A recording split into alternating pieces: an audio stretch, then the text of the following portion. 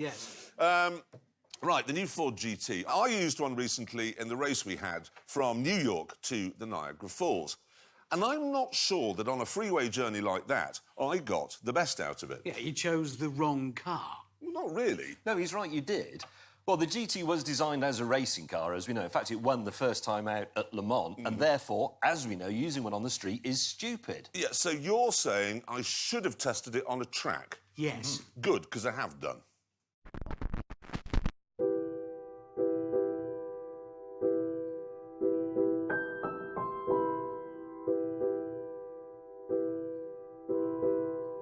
There are those who say that on a track, the Pretty Boy GT is better than anything made in Europe.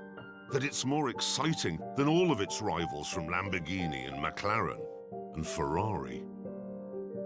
Well, before I can find out, I have to stop. Right, now we're stationary, I can put it in track mode, which will lower the car gently. Not that gently. It will engage the anti-lag system so the power is always available, raise the rear wing, and stiffen the suspension by 100%. Good. So, now let's see what's what.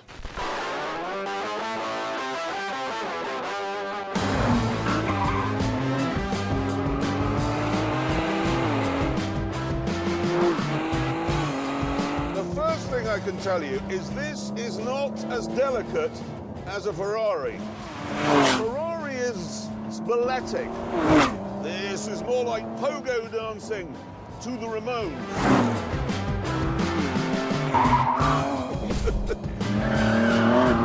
This is hard and brutal and unrefined. When you're in a Ferrari, it's like you're wrapped in silk. In this, it feels like you've fallen into a saw at a lumber yard.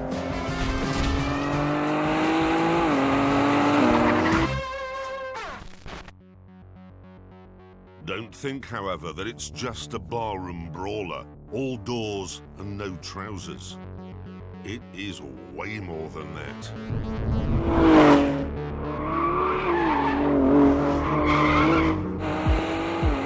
The steering's brilliant, the brakes are brilliant. You get the very distinct impression that nothing in this has really been compromised to make it work elegantly on the road. This is a car for people who wear Nomex, not spandex. It's like the chassis is made from pure telepathy. You can absolutely wring its neck. It just keeps coming back for more. Why can't more cars feel like this?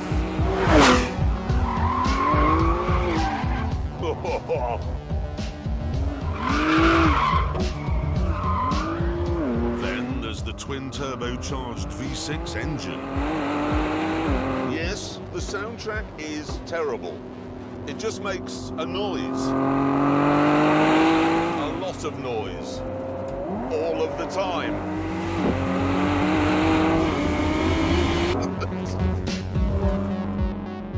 And it only produces 647 horsepower, which in this day and age is a lot, but it's not a colossal lot.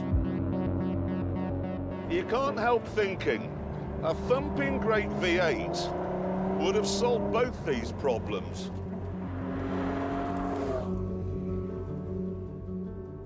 But they didn't want a thumping great V8 because they wanted the GT to be light.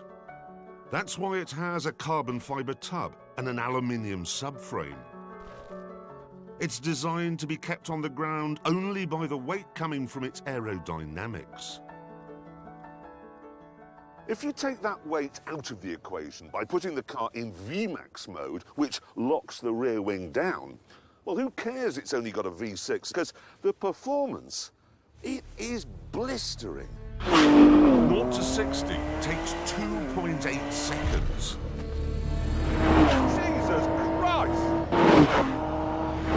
And the top speed is 260.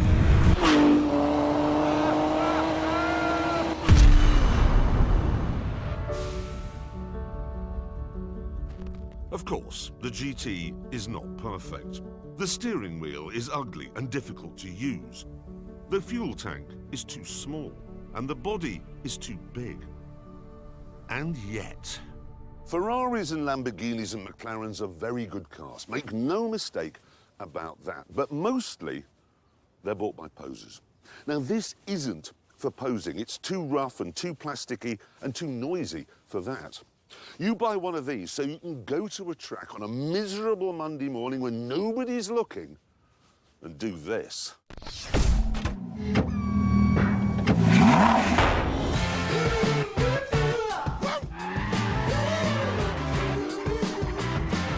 And you've got to love it for that.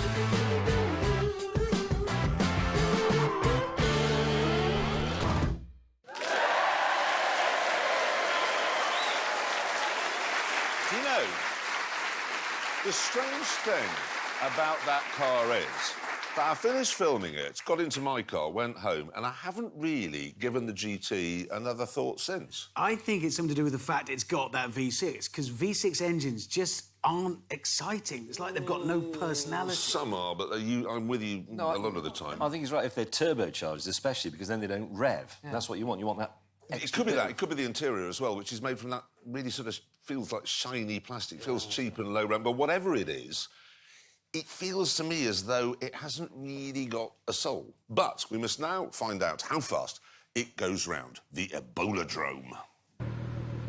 Right, here we go.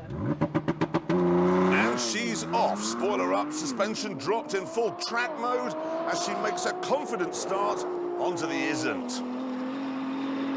Knocking it down a gear for the first curve to keep those turbos spinning, and already looking on the raggedy edge. She's really not mucking about here as she flies into Your Name here. Ooh, there's a howl from the bespoke Michelins there. Now, oh yeah, look at that. Smooth arc. Round Your Name here, and then lighting the afterburners for the fast run back down the isn't. Not what you'd call a soulful sound, as we've said, but there's no doubting the sheer speed of this thing. OK, into Old Lady's house, taking it steady through there. Easy does it. And now back on the gas for what'll be a bumpy ride down to substation. Hard on the mighty carbon brakes. Neat through there.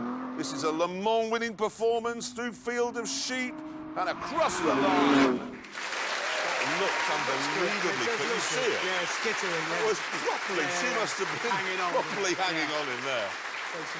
Anyway, we must now find out where it goes on the board. Let's have a look. I imagine pretty high. Oh. Well, yes. On 17.6. A second or so slower than the Lamborghini, which is half the price, remember? Yeah, but I think what that shows is not that the Ford is slow, because it just isn't. I mean, it's quicker than McLaren 720.